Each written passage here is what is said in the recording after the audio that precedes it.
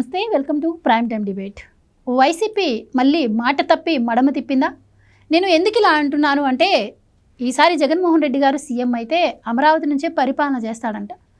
మీ అందరికీ గుర్తుండే ఉంటుంది, గతంలో జగన్మోహన్ రెడ్డి గారికి సంబంధించిన పార్టీ ముఖ్య నాయకులు కొంతమంది వచ్చి ఆయన రిషికొండలో ప్యాలెస్ కట్టుకున్నారు, అలాగే రిషికొండలోనే ఉంటారు, నివసిస్తారు, ఇక్కడ అదే రాజధాని కాబోతుంది, అక్కడి నుంచే ఆయన పరిపాలన చేస్తారు, ప్రమాణ స్వీకారం చేస్తారని కూడా చెప్పారు. మళ్ళీ ఎందుకు మాట మార్చి అమరావతి నుంచి పరిపాలన చేస్తాడు అని చెప్పి ఆ పార్టీ కన్వీనర్ సజ్జల రామకృష్ణారెడ్డి గారు చెప్పడం జరిగింది. అసలు అమరావతిపై వైసీపీ స్టాండ్ ఏంటి? వాళ్ళు మాట్లాడుతున్నటువంటి మాటలు ప్రజల్లోకి ఏ విధంగా వెళ్ళే అవకాశం ఉంది? ఇది అమరావతిపై జరుగుతున్న కుట్ర అనుకోవాలా, లేదు అంటే నిజంగానే వైసీపీ స్టాండ్ మార్చింది అనుకోవాలా? ఇవన్నీ కూడా ఈరోజు డిబేట్లో చర్చిద్దాం. మనతో పాటు డిబేట్లో పార్టిసిపేట్ చేసేందుకు స్టూడియోలో ఉన్నారు సీనియర్ జర్నలిస్ట్ సత్యమూర్తి గారు, అలాగే మరో senior journalist doctor Durga Vadlamani గారు. నమస్కారం సార్. నమస్కారం. నమస్తే అండి. సత్యమూర్తి గారు, సజ్జల రామకృష్ణారెడ్డి గారు నిన్న అమరావతి పైన ఒక స్టేట్మెంట్ ఇచ్చిన తర్వాత అసలు నిజంగా ఇప్పటి వరకు వైసీపీ మీద ఉన్నటువంటి కొద్దో గొప్ప నమ్మకం కూడా పూర్తిగా ప్రజల్లో పోయిందనే మాటలు అయితే వినిపిస్తూ ఉన్నాయి. ఎందుకు అంటే జగన్మోహన్ రెడ్డి గారు మాట్లాడితే బయటకు వచ్చి మాట తప్పను మడమ తిప్పను అంటారు, విలువలు విశ్వసనీయతతో రాజకీయం చేశా అంటారు. కానీ వాళ్ళే మరి చూసుకున్నట్టే జగన్మోహన్ రెడ్డి గారు ఇప్పుడు అసెంబ్లీలో అమరావతికి ఓకే అన్నారు, తర్వాత నేను విశాఖని ఆయనే అన్నారు, మళ్ళీ ఇప్పుడు ఇలా ఏంటంటారు? మరి సజ్జల రామకృష్ణారెడ్డి గారే ఈ మాట చెప్పారా, లేదు అంటే జగన్మోహన్ రెడ్డి గారే చెప్పించి ఉండొచ్చు అంటారా? అంటే సజ్జల రామకృష్ణారెడ్డి ఆయన చెప్పింది ఏంటి అంటే, జగన్మోహన్ రెడ్డికి ఏం తెలీదు, ఏదేదో మాట్లాడుతుంటాడు, అవన్నీ అయ్యేవి కాదు, సచ్చేవి కాదు. అమరావతి అంటే విజయవాడ దగ్గరలో రాజధాని పెట్టుకోవాల్సిందే, జగన్మోహన్ రెడ్డికి ఏమీ అర్థం కాదు, మేము చెప్పినా వింటలే అన్నట్టు చెప్పాడు. సజ్జల రామకృష్ణారెడ్డి చెప్పింది ఇది. సజ్జల రామకృష్ణారెడ్డి చెప్పిన దాంట్లో గూఢార్థం ఇది. గూఢార్థం అంటే నాకు ఇంకొక ఆలోచన వచ్చిందండి. మొన్న లిక్కర్ స్కామ్ పైన అడిగినప్పుడు అవును అరెస్ట్ చేస్తారు, మేము ప్రిపేర్డ్గా ఉన్నాం అని చెప్పి ఆ రోజు ఆయన ఇరికించే ప్రయత్నం చేశారు. ఇప్పుడు చూస్తే అమరావతి గురించి మాట్లాడి ఇప్పుడు ఆ పార్టీని ఆయన ఇరికిస్తున్నారు అనుకోవచ్చా? జగన్మోహన్ రెడ్డికి ఏం తెలీదు, ఏదో వాగుతుంటాడు, విజయవాడలోనే రాజధాని పెట్ట అని చెప్పటం అంటే మరి మీరే అర్థం చేసుకోండి. జగన్మోహన్ రెడ్డిని ఇరికిస్తున్నాడా, పైకి తెస్తున్నాడా, బురదలో కూర్చేస్తున్నాడా, మీరే ఆలోచించండి. ఇక్కడ జగన్మోహన్ రెడ్డి ఏంటంటే అప్పట్లో విశాఖ శారదాపీఠం అధిపతి ఒక ఆయన ఉండేవాడు, ఆయన పేరు స్వరూపానందేంద్ర సరస్వతి. ఆయన ఏం చెప్పాడంటే, ఉత్తరాంధ్రాన్ని పరిపాలనా కేంద్రంగా చేసుకుంటే జగన్మోహన్ రెడ్డి నువ్వు మళ్ళీ అధికారంలోకి వస్తావు అని చెప్పాడు. దాంతో స్వామివారి మాటలు విని స్వామివారికి కొంత గురుదక్షిణగా కొంత ల్యాండ్ని చీపుగా ఇచ్చేసి,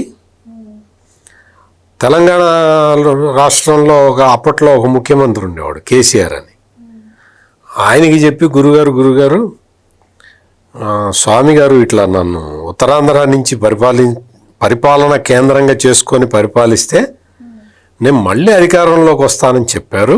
ఆయన 39 వరకు ఉండడం కోసం విశాఖ ఎంచుకున్నారు. అంతే, అది స్వామి చెప్పాడు, స్వరూపానందేంద్ర చెప్పాడు అని నాకు ఇట్లా చెప్పాడు గురుగారు. ఆయనకు కొంచెం హైదరాబాద్లో ల్యాండ్ కావాలట, మీరు ఆయనకి హైదరాబాద్లో ల్యాండ్ ఇవ్వండి అంటే కేసీఆర్ కూడా ఇచ్చాడు ఈ విశాఖ శారదాపీఠానికి. అంటే కేసీఆర్ కదండి ఇంట్రడ్యూస్ చేశాడు అప్పుడు ఆ స్వామి. అట్లా అంటే స్వామి ఎవడు ఇంట్రడ్యూస్ చేసినా ఈయనవాడికి బుద్ధి ఉండాలి కదా, ఉండదు కదా. అందుకని స్వామి ఆ స్వరూపానందేంద్ర ఇప్పుడు ఎక్కడ ఉన్నాడో తెలియదు, హిమాలయాల్లో సార్ ఉన్నాడా తెలియదు, ఋషికేశులో అంటున్నారు, హిమాలయాల దాకా ఈయన నడుస్తాడు. కానీ ఆ స్వామి చెప్పిన దాన్ని ఎందుకు మళ్ళీ అధికారంలోకి రావాలి, ఇదొక్కటే టార్గెట్ కదా. అందుకని విశాఖపట్నం వెళ్దామని శతవిధాల ప్రయత్నం చేశాడు. ఇప్పుడు మొత్తం అంతా అయిపోయింది, ప్రజలు తీసుకొచ్చి మొత్తం చప్టా వేసి 11కి తీసుకొచ్చి కూర్చోబెట్టారు. ఇప్పుడు ఏం చేయాలి? ఆ జగన్మోహన్ రెడ్డికి ఏం తెలియదండి అని చెప్పటం, మళ్ళీ ఇంకొక సింపతి డ్రామా ఒకటి తయారు చేసుకోవటం, ఈ విధంగా వాళ్ళు కన్ఫ్యూజన్లో ఉంటూ ప్రజల్ని కన్ఫ్యూజన్లో నెట్టి అదేదో ఒక సినిమాలో మహేష్ బాబు సినిమాలో ఒక డైలాగ్ ఉండదు, రే నన్ను కన్ఫ్యూజ్ చేయమాకండి, కన్ఫ్యూజన్లో ఇంకెక్కువ కొడతా అంటాడు కదా.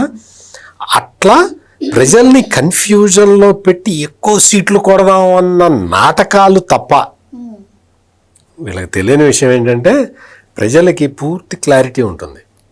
అదేదో మహేష్ బాబు సినిమా కాబట్టి సినిమాలో డైలాగ్ అట్లా పెట్టారు కానీ ఎవ్వరికి కన్ఫ్యూజన్ లేదు. ఈయన ఇక్కడ ఇది చెబుతున్న టైంలోనే అంబటి రాంబాబు అని వాళ్ళ పార్టీలో ఒక మేధావి ఉన్నాడు.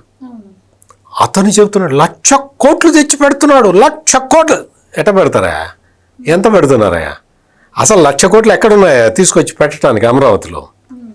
అమరావతిలో తీసుకొచ్చి పెట్టడానికి 1,00,000 కోట్లు ఎక్కడున్నాయి? మొత్తం నువ్వు ఊడ్చేసావు కదా, మొత్తం నాకేసావు కదా, వాళ్ళు ఖజానాలు నిల్వ పెట్టారు, మొత్తం నాకేసావు కదా. ఎక్కడి నుంచి వస్తాయి 1,00,000 కోట్లు పెట్టడానికి? 1,00,000 కోట్లు పెట్టాల్సిన అవసరం ఏంటి? 1,00,000 కోట్లు పెట్టడంతో పాటు ఇంకొక అసలు నగరాన్ని ఎట్లా నిర్మిస్తారు, అసలు నగరం నిర్మించడం ఏంటి అన్న క్వశ్చన్లు కూడా ఆయన ఇస్తున్నారు. ఇంకా నేను కొంచెం డీటెయిల్స్లోకి వెళ్ళాలి అంటే మరి అంబటి రాంబాబు రాజకీయాల్లోకి రాకముందర ఎట్లుంది ఆస్తి, ఎంత ఉంది? ఇప్పుడు ఎన్ని వేల కోట్లు వచ్చింది? ఎట్లా వచ్చింది? నిర్మించుకున్నారు. గుంటూరు లాంటి ప్లేస్లో కూడా కేబుల్ టీవీ ఆధిపత్యాన్ని ఎట్లా సంపాదించాడు అంబటి రాంబాబు? అప్పుడు చిన్న చిన్న ఎంఎస్ఓలు చాలామంది ఉండేవాళ్ళు, వాళ్ళందరినీ ఎల్లగొట్టి కబ్జా పెట్టి కేబుల్ బిజినెస్ మొత్తం గుప్పెట్లో పెట్టుకున్నాడు కదా. అవన్నీ ఎట్ట చేసావు? నీకు అధికారం ఉంది కాబట్టి నువ్వు అధికారాన్ని విచ్చలవిడిగా వాడుకొని మొత్తం నువ్వు నీ పార్టీ బ్యాచ్ అంతా అదే గోల. అందుకని వాళ్ళకి ఏంటి అంటే మేమిట్లా దారుణంగా ప్రవర్తించాం కదా, మేమిట్లా ప్రజల్ని కొల్లగొట్టాం కదా, అందరూ అట్లాగే చేస్తారు అన్న ఒక నమ్మకంతో వాళ్ళు అట్లా మాట్లాడుతుంటారు. వీళ్ళకి అసలు అమరావతి కాన్సెప్టే వీళ్ళకి తెలియదు, వీళ్ళకి అర్థం కాలేదు. అది సెల్ఫ్ ఫైనాన్సింగ్ మోడల్ అంటే అర్థం కాదు. 1,00,000 కోట్లు తెచ్చి పెడుతున్నారు, ఎక్కడ పెడుతున్నారు? నీకు ప్రభుత్వ ఆఫీసులు కట్టుకుంటున్నారు అక్కడ, అంతే. మిగిలినవన్నీ కూడా ఆ ల్యాండ్ డెవలప్ చేసి ఇస్తే, ప్రైవేట్ వాళ్ళకి ఇస్తే వాళ్ళ యాక్టివిటీ వాళ్ళు చేసుకుంటారు. అది అక్కడ జరిగేది. దాంతో అక్కడ ల్యాండ్ వాల్యూ పెరిగితే అమరావతి 1,00,000 కోట్లు జనరేట్ చేస్తుంది. అమరావతి మీద ఖర్చు పెట్టడం కాదు, అమరావతి జనరేట్ చేస్తుంది ఇన్కమ్ని.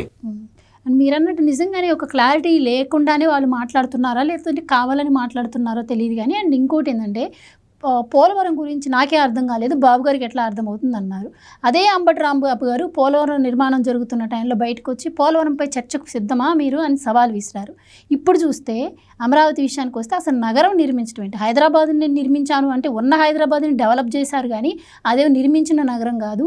ఇప్పుడు అమరావతి ఏదైతే ఉందో దీన్ని నిర్మిస్తామంటున్నారు. సో దీనికి అంటే పోలిక ఏంటి అని చెప్పి ఆయన అంటున్నారు. హైదరాబాద్ అనేది ఒక ఊరు ఉన్నది, ఆ ఊరిని ఎక్స్టెండ్ చేశారు, అంతే కదా. మరి ఇప్పుడు అమరావతిలో ఊళ్ళు లేవా? మీ జగన్ బిల్డింగ్ కట్టుకున్నాడు, ప్యాలెస్ కట్టుకున్నాడు తాడేపల్లి, మరి అందులో జనం లేరా? అక్కడ ఊళ్ళు లేవా? వెంకటాయపాలెం అని ఉంది, అదొక ఊరు కాదా? దాన్నే ఎక్స్పాండ్ చేస్తున్నారు కదా. హైదరాబాద్ నువ్వు చెప్పినట్టు ఎక్స్పాండ్ చేస్తే మరి ఈ ఊళ్ళని అన్నీ కలిపి ఎక్స్పాండ్ చేస్తున్నారు. కొత్త సిటీని, నగరాన్ని నిర్మించడం అంటే మొత్తం అన్ని బిల్డింగులు కట్టేసి రండి ఇందులో వచ్చి ఉండండి అంటారా? ఎందుకంటారు? అసలు వీళ్ళకి కనీసం మినిమం నాలెడ్జ్ కూడా లేని మనుషులు వీళ్ళందరూ. వీళ్ళకి అమరావతి అంటేనే కళ్ళల్లో నిప్పులు పోసుకు చచ్చిపోతున్నారు. అసలు వాళ్ళకి అమరావతి అన్న పేరు చెబితే, బాబు అమరావతి అన్న పేరు చంద్రబాబు నాయుడు ఇంటి పేరు కాదు, చంద్రబాబు నాయుడు ఊరి పేరు కాదురా బాబు. కొంచెం మీరు గ్రహించండి. అదేదో ఇంద్రుడి రాజధాని పేరు అమరావతి ఉంటుందని దాన్ని తీసుకొచ్చి ఇక్కడ ఏదో పెట్టుకున్నారు. అంటే అజరామరంగా ఉండాలి అది ఇది అని చెప్పి, అంతే తప్ప అమరావతి పేరు చెబితే చంద్రబాబు పేరు గుర్తుకొస్తుంది అన్న ఒక కుట్రపూరితమైన ఆలోచన తప్ప అసలు వీళ్ళందరూ అమరావతిని ఎందుకు వ్యతిరేకిస్తున్నారో నాకు ఇప్పటికీ అర్థం కావట్లా. చంద్రబాబు నాయుడు మీద కక్ష. గుంటూరు కృష్ణ మీద ఎందుకు చంద్రబాబుకి అంత ఆప్యాయత, అంత అభిమానం? గుంటూరు కృష్ణ అంటే ఎందుకు అంత అభిమానం? ఆ అంబటి రాంబాబు గుంటూరుడు అయ్యుండి ఇంత దరిద్రంగా మాట్లాడుతున్నాడు. అతనికి ఏమి ఇది లేదు, కానీ అది సెంటర్ పాయింట్, రాష్ట్రానికి సెంటర్ పాయింట్. కృష్ణా నది ఒడ్డున ఉంటుంది. ఏ రాజధాని అయినా నదిలో ఒడ్డునే ఉంటుంది. అది తెలియకపోతే ఈ అంబటి రాంబాబు వెళ్ళి తెలుసుకోవాలి. లేదు ఆ సజ్జల రామకృష్ణారెడ్డి వెళ్ళి ఏదన్నా పరిశోధన చేయాలి. ఆయన పెద్ద జర్నలిస్ట్, నాకన్నా సీనియర్ జర్నలిస్ట్ కదా. ఆ మాత్రం ఇంగిత జ్ఞానం లేదా నీకు? ఏ అమరావతి అనగానే చంద్రబాబు గుర్తొస్తాడు, అందుకని మనకు అమరావతి వద్దు అని ఒక్క కాన్సెప్ట్ తప్ప, అది స్టేట్కి సెంటర్ పాయింట్. అక్కడ సౌకర్యాలు డెవలప్ చేయాలి. ఒక 10 కిలోమీటర్లు వెళ్తే విజయవాడ వస్తుంది, ఒక 20 కిలోమీటర్లు ఇటుపోతే గుంటూరు వస్తుంది. గుంటూరు విజయవాడ సెంటర్ పాయింట్లో రాజధాని పెట్టాలని ఇప్పుడు ఉన్నది అదే కదా. ఇప్పుడు ఎక్కడ ఉంది అది? బాంబేలో ఉంది. బాంబే నది ఒడ్డు, సముద్రం ఒడ్డున ఉందా ఇది అమరావతి? ఎక్కడ ఉంది? ఏం మాట్లాడుతున్నారు? అంటే గుంటూరుకి విజయవాడకి మధ్యలో వేస్తారు. గుంటూరుకి ఆనుకొని కొంచెం పక్కకు ఉండింది, అందుకని వాళ్ళు బాధ అయ్యింది.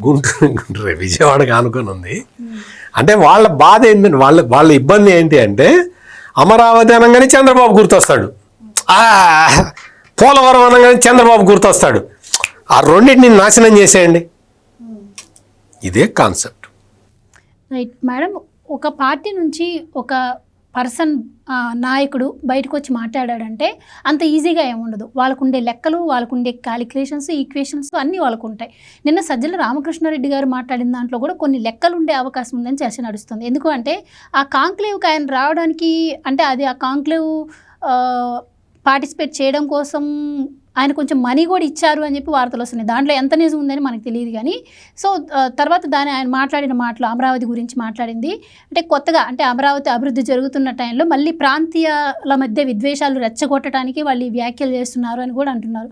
సో అది కూడా అయ్యి ఉండే అవకాశం ఉంటుందంటారా? ఇప్పుడు కాంక్లేవ్లో ఎందుకు పాల్గొన్నారు? మీరే అంటున్నారు డబ్బులు ఇచ్చి కాంక్లేవ్కి వచ్చారని. ఇటీవల ఏం కాంక్లేవ్ జరిగింది నేషనల్ లెవెల్లో? చంద్రబాబు నాయుడు గారు ఇండియా టుడే కాంక్లేవ్లో పాల్గొన్నారు, లోకేష్ గారు పాల్గొన్నారు. వాళ్ళు ఏం మాట్లాడారు? వాళ్ళు రాష్ట్ర అభివృద్ధి గురించి మాట్లాడారు, పోలవరం గురించి మాట్లాడారు, పెట్టుబడుల గురించి మాట్లాడారు, ఉద్యోగ కల్పన గురించి మాట్లాడారు, ఎన్ని కంపెనీలు వస్తున్నాయో మాట్లాడారు, నేషనల్ ఇంటర్నేషనల్ వర్తకాల గురించి, వ్యాపారాల గురించి మాట్లాడారు. మరి వాళ్ళిద్దరూ అలా మాట్లాడేస్తే మరి వైసీపీ వాళ్ళు మాట్లాడాలి కదా. వైసీపీ వాళ్ళతో మాట్లాడాలి, అందుకే మరి వాళ్ళు ఇలాగా లోకల్ ఇది ఛానల్ అది తెలియదు కాబట్టి ఈ ఛానల్ ఎంచుకుని మీరు అన్నట్టుగా డబ్బులు ఇచ్చారో ఏం చేశారో మొత్తానికి వీళ్ళ ద్వారా ఒక దాంట్లో పాల్గొన్నారు. పాల్గొంటే ఏం మాట్లాడతారు? ఇప్పుడు మేము ఇన్ని పెట్టుబడులు తెచ్చాము, అన్ని పెట్టుబడులు తెచ్చామని చెప్పలేరు కదా. నిన్న ఏం మాట్లాడాడు సజ్జల? మేము ఎక్కడ పంపించేసాము, ఇదేంటి పెద్ద పెద్ద కంపెనీలను అంటాడు. లులు పెద్ద, అదేమన్నా పెద్ద వ్యాపారమా, లేకపోతే లులు చేసేదాని ఉద్యోగ కల్పన అది అంటూ రకరకాలుగా మాట్లాడాడు. అంటే వీళ్ళకి బేసిక్ నాలెడ్జ్ లేదనేది నిన్న సజ్జలు ఇంకోసారి ప్రూవ్ చేసుకున్నారు. మా హయాంలో మేము ఏ కంపెనీలని పంపించలేదు. మరి అమర్రాజా బ్యాటరీస్ని ఎవరు పంపించారండి? నిన్న మాట్లాడినవన్నీ పచ్చి అబద్ధాలు కదా. అంటే అక్కడికి ప్యారలల్గా ఇక్కడ మాట్లాడాలి అనుకుని బొక్కబోర్ల పడ్డారు. ఈ మాట్లాడడంలో ఆయన ఏమన్నాడు? నిన్న అమరావతి రాజధాని ఏంటి, ఇది అది అని మాట్లాడాడు. దాని మీద అంటే ఆయన ఇచ్చాడు వివరణ. నిన్న బుగ్గన కూడా ఏదో మాట్లాడినట్టున్నారు కదా సార్. బుగ్గన ఆయన ఇంకో మేధావి కదా, అపర మేధావి. ఆయన మరి ఆర్థిక మంత్రిగా పనిచేశారు కదా కొంతకాలం. కాబట్టి ఇద్దరూ కలిపి వాళ్ళు మాట్లాడిన దాంట్లో వాళ్ళ క్లారిటీ అయితే లేదనేది మనకు అర్థమైంది. మేము 3 రాజధానులు అనలేదు, అన్నాము అంటారు. మళ్ళీ అమరావతి రాజధాని కాదు, మళ్ళీ అక్కడి నుంచే వర్క్ చేస్తామంటారు. అక్కడ ఆల్రెడీ బిల్డింగ్లు ఉన్నాయంటారు. ఈసారి వైసీపీ వస్తే అక్కడి నుంచే పరిపాలన కొనసాగిస్తుందంటారు. అంటే ఎంత కన్ఫ్యూజన్లో వాళ్ళు ఉన్నారో మీకు అర్థమైంది. అంటే ఏది చెప్పాలో తెలియట్లేదు. ఒకటి మాత్రం ఏంటంటే, సజ్జల రామకృష్ణారెడ్డికి 5 సంవత్సరాలు సలహాదారుడిగా పనిచేసిన తర్వాత ఒక్క విషయం మీద క్లారిటీ వచ్చింది. అమరావతి గ్రాఫిక్స్ కాదు, అక్కడ ఆఫీసులు ఉన్నాయి అన్న విషయం తెలిసింది. ఆ చిన్న విషయం తెలుసుకోవడానికి 5 ఏళ్ళు పట్టింది, 6 ఏళ్ళు సార్, 6 ఏళ్ళు పట్టింది. వాళ్ళకి ఇంకా అమరావతి కాన్సెప్ట్ ఏం అర్థమవుతుంది? ఇప్పుడు ఆయన సార్ చెప్పినట్టుగా అంతకు ముందంతా అది గ్రాఫిక్స్, చంద్రబాబు నాయుడు గారు 14 to 19 మధ్యలో గ్రాఫిక్స్ చూపించారు అన్నారు. నిన్న ఆయనే అన్నాడు అక్కడి నుంచే కదా పనిచేసింది వైసీపీ అని చెప్పాడు. జగన్మోహన్ రెడ్డి ఆ ఆఫీస్ నుంచేగా పనిచేశారు అని ఆయనే పాప నిన్న ఆయన నోటితో చెప్పారు. అంటే ఇవన్నీ మనం అంటే బాగా హైలైట్ చేసుకోవాల్సిన అంశాలు చెప్తున్నా. అంటే ఆయన నోట్లోంచి నిన్న అలాంటి పచ్చి నిజాలన్నీ బయటకు వచ్చాయి. అంటే వాళ్ళు ఏదైతే కాదన్నారో కాదు ఇది నిజమే అని వాళ్ళే ఒప్పుకున్నారు. అంటే చూసారా, ఇవాళ చంద్రబాబు నాయుడు గారు, లోకేష్ రాష్ట్ర అభివృద్ధి గురించి మాట్లాడేసరికి వీళ్ళ నోట్లోంచి నిజాలు తన్నుకుంటూ బయటకు వచ్చాయి. వీళ్ళకి ఏమీ లేదు. ఇప్పుడు ఏమైందంటే వైసీపీ గురించి ఎవడూ మాట్లాడటం లేదు, ఊళ్ళల్లో కూడా వైసీపీ లేదు. మొన్న పులివెందుల విషయంలో జెడ్పీటీసీ ఎన్నికల్లో ఎప్పుడైతే వైసీపీ డిపాజిట్ కూడా కోల్పోయిందో వాళ్ళకి మొత్తం పిక్చర్ అర్థమైంది. మరోపక్క షర్మిల నా కొడుకే వారసుడు అని మొన్ననే చెప్పింది ఆవిడ గంటా బజాయించి. అవును నా మనవడు వారసుడు అని విజయలక్ష్మి గారు చెప్పారు. తర్వాత అందరూ క్లారిటీ ఇచ్చేశారు. ఇప్పుడు వైసీపీని మరి ఎట్లా బతికించుకోవాలి, అందుకని ఈ తాపత్రయాలన్నీ చేశారు. కాబట్టి ఇప్పుడు ఇవాళ అంబటి రాంబాబు గారు అన్నట్టుగా ఏంటి విధాన్ సౌదా కట్టారా కొత్తగా, లేకపోతే హైదరాబాద్లో కొత్తగా కట్టారా? పాపం ఆయన కొంచెం తెలియదు కదా సబ్జెక్టు. ఇప్పుడు హైదరాబాద్ ఎందుకు రాజధాని అయింది, ఆల్రెడీ నిజాం అక్కడ కట్టించాడు చాలా. నిజాం 7వ రాజు ఆల్రెడీ కట్టించాడు చాలా. కాకపోతే ఇందాక సత్యమూర్తి గారు చెప్పినట్టుగా చంద్రబాబు నాయుడు గారు వచ్చాక ఐటీ రంగం అనేది చంద్రబాబు నాయుడు గారితో వచ్చింది. అక్కడి నుంచి మీకు హైటెక్ సిటీ కావచ్చు, సైబరాబాద్ కావచ్చు, అవన్నీ కూడా పెరుక్కుంటూ వచ్చి ఉద్యోగ కల్పన అనేది ఆ రకంగా జరిగింది. అంటే ఒక సాధారణ మధ్యతరగతి మనిషి ఒక కారు కొనుక్కోవడమైనా, ఒక ఇల్లు కొనుక్కోవటమైనా, తల్లిదండ్రులకు డబ్బులు పంపించటమైనా అది మొదలైంది చంద్రబాబు నాయుడు గారితో. అది ఒప్పుకోవాల్సిన సత్యం అది. ఇప్పుడు మీకు ఒక వ్యక్తి నచ్చడం నిజాలు కాకుండా పోతాయి అవి. అంటే చంద్రబాబు నాయుడు గారు చేసింది అది. అంతవరకు మనకి చాలా తెలియదు. ఒక కారు కొనుక్కోవడం అంటే అదేదో చాలా పెద్ద విషయం. అక్కడ అలా అలవోకగా అన్ని అలవాటు చేశారు ఆయన. అంటే ఒక ఐటీ రావడం వల్ల ఇన్ని మంచివి జరిగాయి, అది నేను చెప్తున్నా. కాబట్టి ఇవాళ వీళ్ళు మాట్లాడతారు, తెలియదు కదా. ఒక ఇది రాజధాని అంటే కట్టాలా అంటే కట్టాలి, మరి అప్పులు చేసి కట్టరు. ఇందాక వివరించారు కదా ఎవరు, సత్యమూర్తి గారు. మనం ఒకటి ఇచ్చామంటే, ఒకటి డెవలప్ చేసామంటే అదే మనకు మళ్ళీ తిరిగి ఇస్తుంది పెట్టుబడి. ఇప్పుడు ఒక చోట మీరు ఒక 4 ఇళ్ళు కడతారండి, అది అంతవరకు బీడు భూమిలాగా ఉంటుంది. ఒక మనిషి వచ్చాక, 4 మనుషులు అంటే 4 కుటుంబాలు వచ్చాక అక్కడ అవసరాలు పెరుగుతాయా? అక్కడి నుంచి ఓ పాలవాడు వస్తాడు, ఇంకెవరో వస్తారు, గేదెను కొనుక్కుంటారు, అక్కడ వచ్చి ఇల్లు కట్టుకుంటారు. ఇట్లా మొత్తం జనజీవనం పెరిగి ఒక కాలనీ ఏర్పడుతుంది. రాజధాని అయినా అంతే, ఒక్క రోజులో రెడీ అవ్వదు. కాకపోతే చంద్రబాబు నాయుడు లాంటి వాళ్ళు ఉండడం వల్ల ఏమవుతుందంటే అతనికి దూరదృష్టి ఉంది కాబట్టి, విజన్ ఉంది కాబట్టి ఇవాళకి ఆయన నిర్మాణం మొదలు పెట్టరు. ఇవాళ నిర్మాణం 500 ఎకరాలతో సరిపోతుంది, అదే వాళ్ళు చెప్పేది. ఇక్కడ 33,000 ఎకరాలు ఆయన దాని గురించి ఎక్స్ప్లెనేషన్ ఇచ్చారు ఫుల్గా. అది ఎప్పుడైనా వాళ్ళు వేసుకుని వింటే వాళ్ళకి అర్థమవుతుంది. అంటే మీరు ఇప్పుడు ఏదైతే మాట్లాడారో ఇదంతా కూడా ఈ సజ్జల గారికో, జగన్మోహన్ రెడ్డి గారికో, అంబటి గారికో తెలియక కాదు. మనం చూస్తున్నాం. అంటే నిన్న కాంక్లేవ్లోనే కాదు, అమరావతిని ఎప్పుడైతే మళ్ళీ రీబిల్డ్ చేయడం స్టార్ట్ చేశారు అప్పటి నుంచి అమరావతి మునిగిపోతుంది, ఇట్లా రకరకాలు చాలామంది లేఖలు రాయడం, అంతా అంటే అడ్డుకునే ప్రయత్నాలు ఇప్పటికీ జరుగుతుంది, చేస్తారు. లేదు కాబట్టి మళ్ళీ పాత ప్రాంతీయ విద్వేషాలు. అసలు నిన్ను ఎవడడిగాడు నిన్న కాంక్లేవ్కి రమ్మని? ఇంకోసారి మొహం పచ్చడి చేయించుకోవటం కాకపోతే. ఇప్పుడు నిన్న సజ్జలు రావటం వల్ల మొన్నటి వరకు మీరు ఎడారి అన్నారు, శ్మశానం అన్నారు, అన్నీ వాళ్ళే అన్నారు కదా, పనికిరాదు ఇది అన్నారు. ఇవాళ మళ్ళీ మేము అక్కడి నుంచే పాలన సాగిస్తామంటున్నారు. అంటే అదే నోటితోటి ఈ మాటలు వచ్చాయా లేదా? అంటే ఇవాళ చంద్రబాబు నాయుడు గారు నెగ్గినట్టేగా, ఇవాళ చంద్రబాబు నాయుడు గారి విజన్ పనికొచ్చినట్టేగా. ఇవాళ మీరు యాక్సెప్ట్ చేశారు చంద్రబాబు నాయుడు గారు చేసిన అభివృద్ధి అంతా నిజం. ఇందాక వారు చెప్పినట్టుగా ఇది గ్రాఫిక్స్ కాదు, ఖచ్చితంగా ఇక్కడ అభివృద్ధి జరిగింది. ప్రజలు కూటమిని కోరుకుంటున్నారు కాబట్టి ఇప్పుడు ఏదో ఒకటి మాట్లాడాలి కాబట్టి నిన్న మాట్లాడారు. అంటే ఇప్పుడు వైసీపీని కనీసం కొద్దిగా ఊపిరి పోయాలి అనే ఒక దృష్టితోటి వాళ్ళు నిన్న మాట్లాడుంటారండి. కానీ వైసీపీ ఇప్పుడు కొత్తగా కోలుకునేది ఏం లేదు. ఆల్రెడీ అది ఏం బెడ్ అండి, ఐసీయూనా ఇంకేదైనా ఉందా నాకు తెలియదు, కోమాలోకి వెళ్ళింది. అందుకని ఐసీయూ నుంచి వెంటిలేటర్ మీద అది పెట్టారు. అందుకని ఆ వెంటిలేటర్ తీస్తే అయిపోతుంది. ఆ వెంటిలేటర్ తోటి అలా బతికిద్దామని నిన్న ఈ మాటలన్నీ. అది సార్, సజ్జల రామకృష్ణారెడ్డి గారు నిన్న ఒక మాట అన్నారు. ప్రజల ఆకాంక్షల మేరకే మేము అధికార వికేంద్రీకరణకు మేము మొగ్గు చూపాము అని. మామూలుగా అయితే అధికారం ఏముంది, ప్రాంతాలు అభివృద్ధి చెందాలి, అందుకే మేము 3 ప్రాంతాల్లో రాజధాని పెట్టాలనుకున్నాము అని చెప్పి గతంలో అన్నారు. సో మరి నిన్న మళ్ళీ అధికార వికేంద్రీకరణ అని చెప్పి నిన్న అనడం జరిగింది. అసలు వాళ్ళ స్టాండ్ ఏంటి? అభివృద్ధి వికేంద్రీకరణ, అధికార వికేంద్రీకరణ, లేదంటే సజ్జలు గారు నిన్న తెలియక నోరు జారారనుకోవచ్చా? ఎలా చూడొచ్చు అంటారు? అసలు దీనికి దానికి ఉన్న డిఫరెన్స్ ఏంటి? అంటే ఇక్కడ 2 పదాలు చాలా కన్ఫ్యూజింగ్గా ఉంటాయి. అంటే అందరికీ తెలుసు, కానీ ఒక సజ్జల రామకృష్ణారెడ్డి ఒక్కడికే క్లారిటీ లేదు. అభివృద్ధి వికేంద్రీకరణ, అధికార వికేంద్రీకరణ. ముందర నేను మీకు అధికార వికేంద్రీకరణ అంటే ఏంటో చెప్తా. మీరు వీలైతే సజ్జల రామకృష్ణారెడ్డికి చెప్పండి.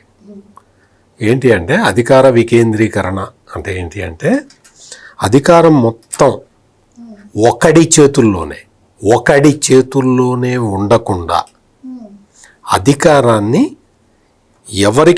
ఎవరి బాధ్యతలు వాళ్ళు నిర్వర్తించేలాగా అధికార బాధ్యతలని పంచిపెట్టడాన్ని అధికార వికేంద్రీకరణ అంటారు. అంటే ముఖ్యమంత్రి చేయాల్సిన పనులు ముఖ్యమంత్రి చేయాలి, మంత్రులు చేయాల్సిన పనులు మంత్రులు చేయాలి, జిల్లాల్లో జిల్లా పరిపాలనా విభాగం చేయాల్సిన పనులు జిల్లా పరిపాలనా విభాగం చేయాలి, గ్రామ స్థాయిలో సర్పంచులకి బాధ్యతలు అప్పగించాలి, సర్పంచ్ బాధ్యతలు సర్పంచే చేయాలి, ఇంకెవడో అందులో వేలు పెట్టకూడదు. దీన్ని అధికార వికేంద్రీకరణ అంటారు. జగన్మోహన్ రెడ్డి కింద నుంచి చూస్తే సర్పంచులకి కేంద్రం అట్లా ఫైనాన్స్ కమిషన్ నిధులు అట్లా పడంగానే కొట్టేశాడు, జిల్లాల నిధులు ఇట్లా పడంగానే కొట్టేశాడు. మంత్రులందరూ ఒక్కడికి ఉప ముఖ్యమంత్రులు 5 పెట్టుకున్నాడు, వాడి శాఖ ఏందో వాడికే తెలియదు. మనం చూసాం కదా ఈ లిక్కర్ కుంభకోణంలో నారాయణ స్వామిని చూసాం కదా, ఎక్సైజ్ శాఖ మంత్రి ఉప ముఖ్యమంత్రి. నాకు తెలియదు సార్, వాళ్ళే చేసుకున్నారు మొత్తం, నాకు ఇంత నెలకింత ఇచ్చారు అని ఆయన చెబుతున్నాడు. మొత్తం అధికారం మొత్తం ఒకటి చేతుల్లోనే పెట్టి ఉంచారు. ఆ వ్యక్తే జగన్మోహన్ రెడ్డి. ఈ జగన్మోహన్ రెడ్డి ఒక్కడి చేతిలో అధికారం పెట్టేది అధికార కేంద్రీకరణ. అట్లా కాకుండా వికేంద్రీకరణ అంటే వీళ్ళందరికీ వాళ్ళ బాధ్యతలు వాళ్ళ అధికారాలని పంచిపెట్టడాన్ని అధికార వికేంద్రీకరణ అంటారు. ఈ సజ్జల రామకృష్ణారెడ్డి లాంటి కుహనా మేధావులు అధికార వికేంద్రీకరణ అంటే 3 రాజధానులు పెట్టడం అంటారు. రాజధానులు పెడితే ఏమవుతుంది? ఒక ఇంటిని పడగొట్టి 3 ఇళ్ళు కడితే ఏమవుతుంది? సంపాదించేవాడు ఒక్కడే అయితే వాడి మాటే వినాలి కదా అందరూ. అట్లాగే నువ్వు 3 రాజధానులు పెట్టినా 30 రాజధానులు పెట్టినా నీకు మొత్తం జగన్మోహన్ రెడ్డి చేతిలోనే అధికారం అంతా కేంద్రీకృతం అయి ఉంటే నువ్వు 3 రాజధానులు కాదు 30 రాజధానులు పెట్టిన ప్రయోజనం ఏంటి? అర్థమైందా? ఒక్కసారి సజ్జల రామకృష్ణారెడ్డికి చెప్పండి.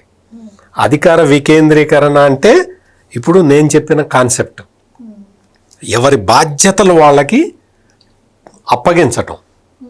అదే రాజ్యాంగం కూడా స్థానిక సంస్థలకి అధికారాలు ఇచ్చేటప్పుడు నిర్దేశించింది. 74-75 రాజ్యాంగ సవరణలు అధికార వికేంద్రీకరణ కోసం చేసినవి. దాన్ని తీసుకొచ్చి ఆ పదానికి అర్థం తెలియకుండా, ఆ కాన్సెప్ట్కి అర్థం తెలియకుండా దాన్ని తీసుకొచ్చి 3 రాజధానులు అధికార వికేంద్రీకరణ అంటారు. వీళ్ళకి బేసిక్ నాలెడ్జ్ కూడా లేదు అని చెప్పటానికే నేను మీ టైంను ఇంత తీసుకున్నా. అది అధికార వికేంద్రీకరణ అనేది బోగస్ పదం. వీళ్ళు వాడుతున్న పదాల్లో బోగస్ పదం, బోగస్ అర్థంలో వాడుతున్నారు. ఇప్పుడు అభివృద్ధి వికేంద్రీకరణ. అభివృద్ధి వికేంద్రీకరణ అంటే అభివృద్ధిని కాన్సన్ట్రేట్ చేయటం. ఒకే ప్లేసుని సెలెక్ట్ చేసుకొని అభివృద్ధి చేస్తే అందరూ కూడా అక్కడికే రావాలి. అభివృద్ధి కావాలి అనుకుంటే అందరూ అక్కడికి రావాలి. అలా కాకుండా అభివృద్ధి వికేంద్రీకరణ అంటే మొత్తం అభివృద్ధి ఇక్కడ ఒక ఇండస్ట్రియల్ హబ్ ఇక్కడ ఒకటి పెట్టి, ఇంకొకటి సర్వీస్ సెక్టార్లో ఐటీ హబ్ ఒక చోట పెట్టి, ఇంకొక చోట టూరిజం హబ్ ఒక చోట పెట్టి, ఇంకొక చోట అంటే తిరుపతి లాంటి ప్లేసులో దాన్ని స్పిరిచువల్ హబ్గా ఒకటి పెట్టి, ఇంకొక చోట కర్నూలులో ఇండస్ట్రియల్ కారిడార్ తీసుకొచ్చి దానికి ఒక లాజిస్టిక్స్ పార్క్ పెట్టి, ఇట్లా అన్ని చోట్ల చేస్తే దీన్ని అభివృద్ధి వికేంద్రీకరణ అంటారు. అభివృద్ధిని అందరికీ పంచిపెట్టడం, ఇది అభివృద్ధి వికేంద్రీకరణ. అది అధికార వికేంద్రీకరణ. ఈ రెండిటికి కూడా అర్థాలు తెలియని వ్యక్తులు ఎవరున్నారు అంటే, మొట్టమొదటి వ్యక్తి జగన్మోహన్ రెడ్డి, రెండో వ్యక్తి సజ్జల రామకృష్ణారెడ్డి, మూడో వ్యక్తి బుగ్గన రాజేంద్రనాథ్ రెడ్డి, నాలుగో వ్యక్తి అంబటి రాంబాబు. ఇతనికి వచ్చి నాకు అర్థం కాలే, నాకు అమరావతి మీద 1,00,000 కోట్లు ఎందుకు కడతారో నాకు అర్థం కాలే అని చెప్తాడు ఆ అంబటి రాంబాబు. నువ్వు జలవనరుల శాఖ మంత్రిగా ఉండి నీకు పోలవరం ఏంటో నీకు అర్థం కాలే, డయాఫ్రమ్ వాల్ అంటే నాకు అర్థం కాలే అంటాడు. నీకు అర్థం కాదు, నీవు కేబుల్ టీవీ నడపటం ఒక్కటే నీకు అర్థం అవుతుంది, ఇంక ఏది అర్థం కాదు. అదే అధికార వికేంద్రీకరణ చేస్తుంటే. సత్తెనపల్లిలో సంక్రాంతి సందర్భంగా లాటరీ నిర్వహించి 5 కోట్లు వసూలు చేసిన ఆ టెక్నిక్ ఉంది చూసావా, అది నీకు అర్థం అవుతుంది. అవన్నీ మాకు అర్థం కావు, అవన్నీ మాకు అర్థమై చావు. అసలు సత్తెనపల్లి లాంటి ప్లేసులో లాటరీ టికెట్లు అమ్మి 5 కోట్లు సంపాదించచ్చా? నాకైతే నేనప్పుడు మాది నర్సరావుపేటే, నాకు సత్తెనపల్లి ఎట్లా ఉంటుందో తెలుసు, నర్సరావుపేట ఎట్లుంటుందో తెలుసు, మాచర్ల ఎట్లుంటుందో అన్నీ తెలుసు. కానీ ఒక్క సత్తెనపల్లిలో ఒక్క లాటరీ పెట్టి లాటరీ టికెట్లు అమ్మి 5 కోట్లు వసూలు చేయొచ్చు అన్న విషయం నాకు తెలియదు. అందుకని వీళ్ళందరూ కూడా వీళ్ళందరూ రాజకీయ నాయకులు కావటం మొట్టమొదటి దురదృష్టం. రెండోది ఈ వీళ్ళందరూ అంటే హాఫ్ నాలెడ్జ్ వాళ్ళందరూ కూడా మంత్రులుగా వెలగబెట్టడం ఆంధ్రప్రదేశ్ చేసుకున్న పాపం. ఈ రోజున ఆ పాపాన్ని ఆంధ్రప్రదేశ్ ప్రజలు ప్రక్షాళన చేసుకున్నారు. శుభ్రంగా అభివృద్ధి జరుగుతున్నది, చక్కగా ప్రజలందరూ ఎంజాయ్ చేస్తున్నారు. నిన్న కాంక్లేవ్ చూసిన తర్వాత నాకు బుగ్గన గారు మాట్లాడిన దాంట్లో, సజ్జల గారు మాట్లాడిన దాంట్లో ఒక క్లారిటీ మిస్ అయింది. అదేంటంటే సజ్జల రామకృష్ణారెడ్డి గారు అంటారు, వైసీపీ ఎప్పుడు విజన్తోనే పనిచేస్తుంది, మేము నేరుగా లబ్ధిదారుల ఖాతాల్లోకే డబ్బులు వేసాం, అదే 2029 వరకు మమ్మల్ని కంటిన్యూ చేస్తుంటే ఏపీ ఇంకా పూర్తిగా అభివృద్ధి చెందుండేది అన్నారు. కానీ వెంటనే బుగ్గన గారిని అడిగిన ప్రశ్నకు ఆయన ఏమంటారు, మరి రాజధానిని ఎందుకు నిర్మించలేకపోయారంటే అది కోర్టులో ఉన్న అంశం, మేము ఎలా డిసైడ్ చేసి రాజధాని మేము నిర్మించగలమని ఆయన అంటారు. అంటే నిర్మించలేమని వాళ్ళే చేస్తారు, అభివృద్ధి చేస్తామని వాళ్ళే చెప్తారు. ఇక్కడ ఏంటి నాకు అర్థం కాలేదు. మీకు అర్థం కాకపోవడానికి ఏముందండి అందులో? ఇప్పుడు వాళ్ళు మేము చేయలేదు అని క్లియర్ కట్గా వాళ్ళు చెప్పారు. వాళ్ళు అటు రాజధాని కట్టలేదు, ఇటు అభివృద్ధి చేయలేదు. 29 వరకు మేముంటే మీ ఖాతాల్లో వేస్తామంటే నీ ఖాతాలో అక్కర్లేదు, నువ్వు అక్కర్లేదని కదా ప్రజలు మిమ్మల్ని పంపించారు ఇంటికి. ఇందాక రాంబాబు గారి గురించి ఒకటి చెప్పారు వారు, అంటే ఇవన్నీ కాయ బ్యాచ్లు అంటే అర్థమైందా మీకు? అందుకని అలాంటి వాళ్ళకి ఇవన్నీ ఏమర్థం అవుతాయి? ఒకటేంటంటేనండి, అసలు వాళ్ళకి వాళ్ళే కాంట్రడిక్ట్ చేసుకుంటారు, వాళ్ళకి వాళ్ళే మళ్ళా కాదు అది సరైంది అని వాళ్ళే చెప్పుకుంటారు. అంటే ఎక్కడ వాళ్ళ క్లారిటీ లేదు. ఫస్ట్ థింగ్ క్లారిటీ ఉందనుకుని మాట్లాడుతున్నారు. ఇప్పుడు ఇందాక వారు అన్నట్టుగా అధికార కేంద్రీకరణ వికేంద్రీకరణ గురించి చెప్పారు కదండి. ఇది అధికార కేంద్రీకరణ మొత్తం జగన్మోహన్ రెడ్డి సజ్జలకు అప్పచెప్పాడు. అక్కడ కేంద్రీకృతం అవ్వడం వల్ల ఏమైందంటే, అంటే జగన్మోహన్ రెడ్డికి ఎలాగా తెలియదు, ఇచ్చిన వ్యక్తికి తెలియదు, ఏం చేశాడు ఏం చేయాలి తెలియకపోవటం వల్ల వీళ్ళు ఒకటే చేయగలిగారు. వాళ్ళకి తెలుసున్నది ఏంటి? సంపాదించుకోవటం, కోట్లు సంపాదించుకున్నారు. సారీ అండి, అది పదాలు కొంచెం నాకు కూడా తడబడుతున్నాయి వాళ్ళతో చేరి. మీరు చెప్పింది కరెక్ట్, దోచుకోవడం. ఆ ఒక్క పదం పట్టుకున్నారండి అంతేను. ఇప్పుడు అందుకనే నేను మీకు ఇందాక చెప్పాను, అక్కడ వాళ్ళు మాట్లాడారు కాబట్టి వీళ్ళు మాట్లాడాలని మీరే అన్నారు, డబ్బులు ఇచ్చారో ఏదో అని. ఇచ్చి ఉండొచ్చు, ఇచ్చి మాట్లాడారు కాబట్టి ఏం మాట్లాడతారు అక్కడ? ప్రజల్లోకి వెళ్ళాలని తపన, ఆ తపనలో కొన్ని నిజాలు మాట్లాడారు నిన్నను తెలియకుండా. మేము అభివృద్ధి చేయలేదని చెప్పుకున్నారు, మళ్ళీ మేము అధికారంలోకి వస్తే మళ్ళా అదేంటది అమరావతి నుంచే అమరావతి నుంచే జగన్మోహన్ రెడ్డి పరిపాలన కొనసాగిస్తాడని చెప్తున్నారు. మళ్ళీ అక్కడ గ్రాఫిక్స్ కాదు, నిజమే అక్కడ బిల్డింగ్లు కట్టారని వాళ్ళే ఇండైరెక్ట్ గా ఒప్పుకున్నారు. ఇలా ప్రతిదీ వాళ్ళ నోట్లోంచి నిన్న నిజాలు వచ్చాయి. కాన్క్లేవ్ మాట ఏమో కానీ నిన్న ఆంధ్రప్రదేశ్ ప్రజలకు మాత్రం కొన్ని సత్యాలని వాళ్ళ నోటెంట వాళ్ళు చెప్పటం జరిగింది. ఆంధ్రప్రదేశ్ ప్రజలకి వైసీపీ తరఫున సజ్జల అంటూ బుగ్గన. ఇవాళ అంబటి రాంబాబు గారు కూడా తెలిసి తెలియకుండా ఏదో మాట్లాడారు అనుకోండి. ఏది ఏమైనా నిన్న మాట్లాడింది వాళ్ళు మొత్తానికి నిజాలు మాట్లాడారు. వాళ్ళ వల్ల వీళ్ళకేం తెలియదని వాళ్ళ అజ్ఞానాన్ని వాళ్లే బయట పెట్టుకుని చంద్రబాబు నాయుడు గారు జ్ఞానవంతులను మొత్తానికి ఒప్పుకున్నారు. అది జరిగింది. వాళ్ళు ఒక్క అమరావతి గురించే కాకుండా అక్కడ జరుగుతున్నటువంటి మళ్ళీ ల్యాండ్ పూలింగ్ గురించి కావచ్చు, అంటే రాష్ట్రంలో బుగ్గన గారు కూడా అన్నారు ఆ పరిశ్రమల పేరుతో చంద్రబాబు గారు ప్రైవేట్ వాళ్ళకి దోచిపెడుతున్నారు అని. దానికి సంబంధించి కొన్ని వివరాలు వచ్చేసాయి, అది మీకు చెప్తాను, మీరు దాని గురించి కొంచెం ఎక్స్ప్లెయిన్ చేయండి. ప్రజల ప్రభుత్వ ఆస్తులను తన వాళ్లకు దోచిపెట్టడానికి చంద్రబాబు గారు పెట్టే ముద్దు పేర్లు ప్రైవేటీకరణ, పెట్టుబడుల ఉపసంహరణ, పీపీపీ, స్విస్ ఛాలెంజ్, సంస్కరణలు, గ్లోబలైజేషన్, లిబరైజేషన్, కెపాసిటీ బిల్డింగ్, ఇన్వెస్ట్మెంట్లు. సో ఇవే కాకుండా అంటే సంస్థలను ప్రైవేటీకరించడం కావచ్చు, మూసివేసినవి కావచ్చు, నిర్వీర్యం చేసినవి కావచ్చు, ఇలా చెప్పుకుంటూ పోతే మొత్తం 54 దాకా వాళ్ళు ఒక లిస్టుని వదలటం జరిగింది. ఎలా చూడొచ్చు అంటారు? ఆయనేమో వృద్ధి రేటుని నేను డబుల్ చేస్తా, త్రిబుల్ చేస్తా అని ఆయన చెప్తారు. వీళ్ళేమో ప్రభుత్వ రంగ సంస్థలకు దోచిపెడుతున్నా అంటారు. వీళ్ళకి ఏంటి అంటే కాన్సెప్చువల్ దానికి అంటే వీళ్ళకి కాన్సెప్టు అర్థం కాదనమాట. వీళ్ళకి కొత్త విషయం ఏదన్నా చెబితే వాడెవడో ఒకడు ఉన్నాడు, వాడు చెప్తున్నాడు క్వాంటమ్ వ్యాలీ అమరావతిలో పెడతాము అంటే అది క్వాంటమ్ వ్యాలీ ఏముంది, చేపలు పట్టుకోవటానికి అక్కడ నీళ్లు ఉన్నాయి, బాగా ఉన్నాయి అని చెప్పాడు. అంటే వాడికి వీడికి ఏమైనా తేడా ఉందా? అంటే ఎట్లా ఏంటి అది క్వాంటమ్ వ్యాలీ అంటే ఏంటో తెలుసుకోవాలి, తెలుసుకున్న మాట్లాడాలి. అంతే తప్ప ఏదో ఒక లేమెన్ మాట్లాడినట్లు మాట్లాడకూడదు. మనం పెద్ద పెద్ద పొజిషన్స్లో ఉన్న వ్యక్తులం కాబట్టి ఏదో లేమెన్ మాట్లాడినట్టు మాట్లాడకూడదు, తెలుసుకొని మాట్లాడాలి. గ్లోబలైజేషను లేకపోతే ఇటువంటి కాన్సెప్ట్స్ అన్నీ కూడా 1991 నుంచి వస్తూ ఉన్నాయి. పివి నరసింహారావు గారు ఆర్థిక సంస్కరణలు తీసుకొచ్చిన దగ్గర నుంచి మొత్తం మన దేశమే కాదు మొత్తం ప్రపంచం మొత్తం మార్పులకు లోనవుతూ వచ్చింది. ఆ మార్పులకు అనుగుణంగా పివి నరసింహారావు గారు ఆర్థిక సంస్కరణలు తీసుకొచ్చాడు. ఆర్థిక సంస్కరణలు తీసుకొచ్చినప్పుడు ఒక్కొక్కటి కాన్సెప్ట్ మారుతూ ఉన్నది. ఈ కాన్సెప్ట్స్ ఎట్లా మారుతున్నాయి అంటే ప్రభుత్వంలో ఉన్నవాళ్ళు, ప్రభుత్వ రంగ సంస్థలు నడిపేవాళ్ళు, లేదు ప్రభుత్వమే పెట్టుబడి పెట్టాలి అనే వాళ్ళకి ఈ గ్లోబలైజేషను లేకపోతే ఈ సరళీకృత ఆర్థిక విధానాల పట్ల అవగాహన లేని వాళ్ళు, తెచ్చుకోలేని వాళ్ళకి కొత్తగా ఉంటుంది. కానీ ఇక్కడ జరుగుతున్న పరిణామాలు, ప్రపంచం ఎటుపోతున్నది, వరల్డ్ ఈజ్ ఎ విలేజ్ అనే కాన్సెప్ట్ ఇప్పుడు డెవలప్ అవుతున్నది మొత్తం ప్రపంచం మొత్తం. అటువంటి కాన్సెప్ట్ నుంచి ఇవన్నీ వస్తూ ఉంటాయి.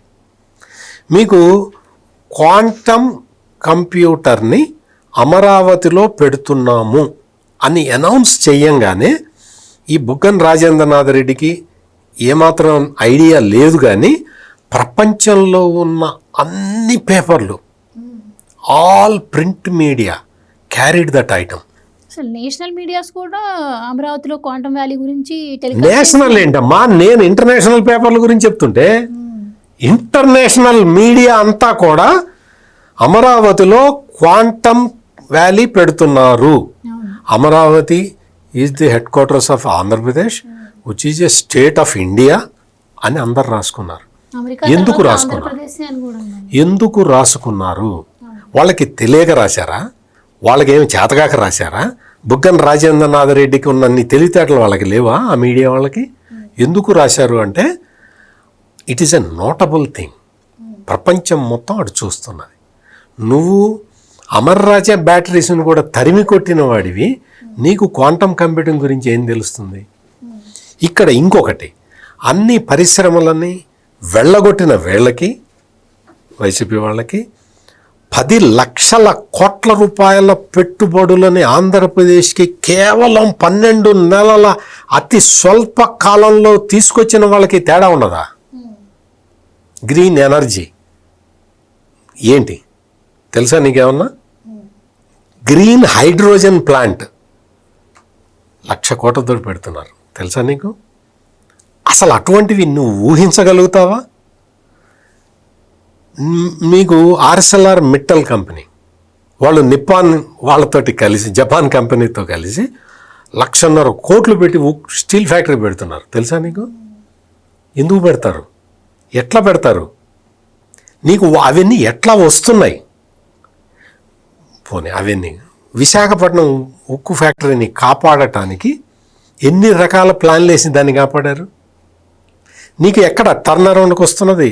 విశాఖ ఉక్కు టర్న్ అరౌండ్కి వస్తున్నది. టర్న్ అరౌండ్ అంటే ఏంటో తెలుసా? బుగ్గన రాజేంద్రనాథ్ రెడ్డికి 2-3 కంపెనీలు కూడా ఉన్నాయి. టర్న్ అరౌండ్ అంటే ఏంటో భవిష్యత్తు తెలుస్తుంది. ప్రాఫిట్లోకి రాబోతున్నది, వస్తుంది. అంటే ప్రతి దాన్ని కూడా, ప్రతి ఒక సిక్ ఇండస్ట్రీని కూడా తీసుకొచ్చి దాన్ని ఎట్లా రూపాంతరం చెందించాలనే విషయం పాలకులు అనే వాళ్ళకి తెలియాలి. అట్లా తెలియకపోవటం వల్ల అన్నీ పాడుపెట్టడం, అన్నీ నాశనం చేయటం, నాశనం చేసిన తర్వాత దాన్ని కారు చౌకగా కొనుక్కోవటం, ఇవి జగన్మోహన్ రెడ్డికి తెలిసిన విషయాలు. ప్రతి దాన్ని రిపేర్ చేయటం, దాన్ని బాగు చేయటం, దాన్ని ప్రాఫిట్లోకి తీసుకురావటం, ఇది చంద్రబాబు నాయుడికి తెలిసిన విషయం. అందుకని చంద్రబాబు నాయుడు టైంలో అన్ని వ్యవస్థలు చక్కగా వాటంతట అవి పనిచేస్తాయి. అన్ని సంస్థలు వాటంతట అవి పనిచేస్తూ ఉంటాయి. అట్లా చేసేది less governance is good governance. అంటే నీది ఎంత తక్కువ అజమాయిషీ ఉంటే అంత ఉత్తమ పరిపాలన అని అర్థం. నువ్వు ప్రతిదీ కూర్చొని నేనే చూసుకుంటా, నేనే లెక్కలు చూసుకుంటా, అందులో మైకాలో ఎంత వచ్చిందో చూసుకుంటా, బాక్సైట్లో ఎంత వస్తుందో చూసుకుంటా అంటే అదే అట్లుంటుంది. ఇక్కడ మనం గమనించాల్సిన విషయం ఏంటంటే వీళ్ళకి కాన్సెప్ట్స్ తెలియవు. కొత్త కాన్సెప్ట్ ఏంటో వీళ్ళకి అర్థం కాదు. ప్రైవేటైజేషన్, ఏం ప్రైవేటైజేషన్ చేశారు? అసలు నీకు పీపీపీ మోడల్ అంటే తెలుసా? నీకు పీపీపీ మోడల్ అంటే ఏంటి తెలుసా? నీకు పబ్లిక్ ప్రైవేట్ పార్ట్నర్షిప్ పీపీపీ అంటే తెలుసా నీకు? అందులో పబ్లిక్ ప్రైవేట్ పార్ట్నర్షిప్. పబ్లిక్ అంటే ఏంటి? పబ్లిక్ అంటే ఏంటి? గవర్నమెంట్. ప్రైవేట్ కంపెనీలతో కలిసి పెడతారు, ఆ సంయుక్త రంగంలో పెడతారు. అసలు మెడికల్ కాలేజీల విషయం మాట్లాడతారు వీళ్ళు. పీపీపీ మోడల్ వాళ్ళు కడతారు, ఆ బిల్డింగులు కట్టాలి, గవర్నమెంట్ స్థలం గవర్నమెంట్ పేరు మీదే ఉంటుంది, హాస్పిటల్ గవర్నమెంటే మేనేజ్ చేస్తుంది. ప్రైవేట్ వాళ్ళకి ఇచ్చేశారు, ప్రైవేట్ వాళ్ళకి అమ్ముకున్నాడు చంద్రబాబు నాయుడు. ప్రైవేట్ వాళ్ళకి అమ్ముకున్నట్ట, నువ్వు అమ్ముకున్నది. 107, 108 జీవోలు తీసుకొచ్చి 35 సీట్లు మొత్తం అమ్ముకోవచ్చు అని పెట్టాడు. ఎవరు పెట్టారు? అది గవర్నమెంట్ కాలేజీల్లో సెల్ఫ్ ఫైనాన్సింగ్ సీట్లు పెట్టాడు. అంటే ఏంటి? అమ్ముకోవటం. అది జగన్మోహన్ రెడ్డి పెట్టింది. అందుకని వీళ్ళకి కాన్సెప్ట్స్ అర్థం కావు, ప్రపంచం ఎటుపోతుందో తెలీదు. కూర్చొని వాటిని ఏమంటారు, బావిలో కప్పలు. వీళ్ళకి ఏమీ తెలియదు. మాకేం అర్థం కాలేదండి అంటారు. నీకు అర్థం కాదు, నీకు అర్థం అయ్యేలాగా చెప్పాలి అంటే నీకు జ్ఞానం లేదు. మేడం, సార్ అన్నారు ఇప్పటికే రాష్ట్రానికి 10 లక్షల కోట్ల పెట్టుబడులు వచ్చాయి ఈ 1.5 సంవత్సర కాలంలోనే అని చెప్పి, సజ్జల గారేమో రాష్ట్రం ఇప్పటికే 2 లక్షల కోట్లు అప్పు చేసింది అని చెప్పి ఆయన అంటారు. అండ్ ఇంకో మాట ఏమన్నారంటే మేము వచ్చేలోపు రాష్ట్రాన్ని అప్పుల పాలు చేయకుండా ఉంటే చాలు చంద్రబాబు అని చెప్పి ఆయన అంటున్నారు. ఎలా చూడవచ్చు అంటే ముందు ఆయన రాడు. ఫస్ట్ థింగ్ వాళ్ళు రారు. సెకండ్ థింగ్ వాళ్ళు అంటే ఈయన అప్పులు చేయరు. అది కూడా వాళ్ళకి అందాక వారే చెప్పారు కదా పీపీపీ మోడల్ అని. ఆ పీపీపీ మోడల్లో డబ్బులు వస్తాయనే సంగతి కూడా వాళ్ళకి తెలియదు. వాళ్ళే అభివృద్ధి చేస్తారు. ఆ అభివృద్ధి చేసిన దానివల్ల మళ్ళీ రెవెన్యూ జనరేట్ అవుతుందనే ఒక కనీస ఇంగిత జ్ఞానం లేదు వాళ్ళకి. అందుకని ఇవన్నీ అనవసరం అండి. ఇంకా వాళ్ళ గురించి ఇంతకంటే అనవసరం మనం మాట్లాడుకోవటం కూడా. ఇప్పుడు తెలిసిన వాడికి చెప్పచ్చు, పూర్తిగా తెలియని వాడికి చెప్పచ్చు. ఇలా సగం సగం తెలిసిన వాళ్ళకి చెప్పినా వాళ్ళకి అర్థం కాదు. అందుకని వాళ్ళు ఎలాగా రారు. ఈయన 2 లక్షల కోట్లు అప్పు చేస్తారా లేదు 2 లక్షల కోట్లు జనరేట్ చేస్తారా అనేది కాలమే నిర్ణయిస్తుంది.